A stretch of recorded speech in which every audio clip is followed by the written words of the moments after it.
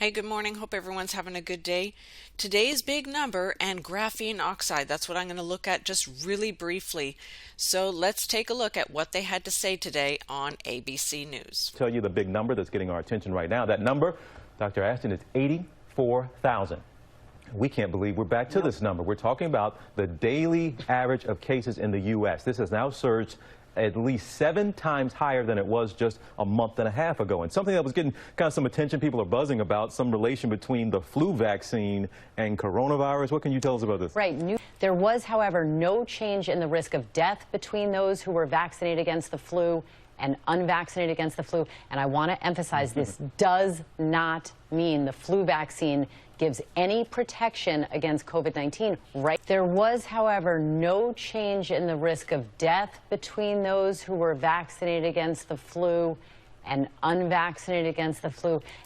Well, I won't get into that. Watch the rest of it on your own.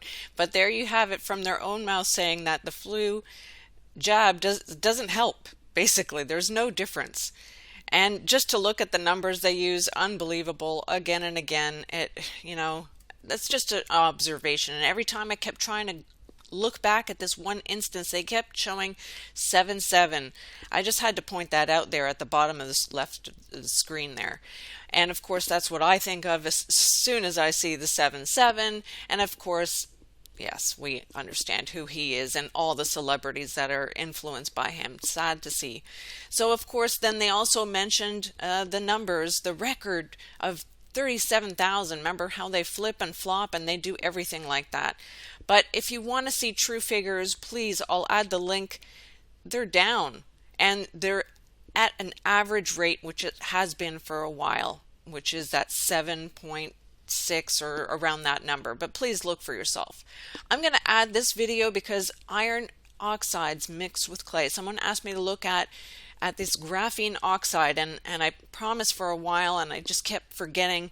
So I'm going to add this link to watch this video on Christian Observer, but also to understand that this is also in the sea and also in masks. I found it very interesting. I know nothing about this. I'm just a lame person trying to explain this. I'm not an expert at all. So I'm going to add all the links, but I'll show one short clip of this right here. Toxicity caused by this graphene oxide in the organism. And we realized that it presents almost the same clinical picture as the COVID-19 disease itself. In other words, graphene oxide generates thrombogenicity. Thrombi is a coagulating factor, causes platelet reduction, causes oxidative stress when toxicity increases.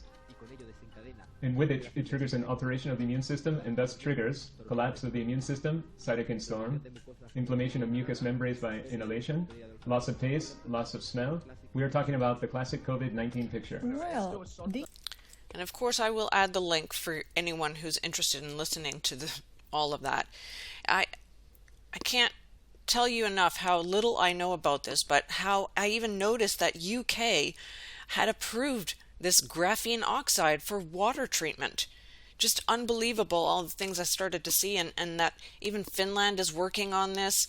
And they mentioned graphene flagship. So I thought, let's go see what that exactly is. I found this site.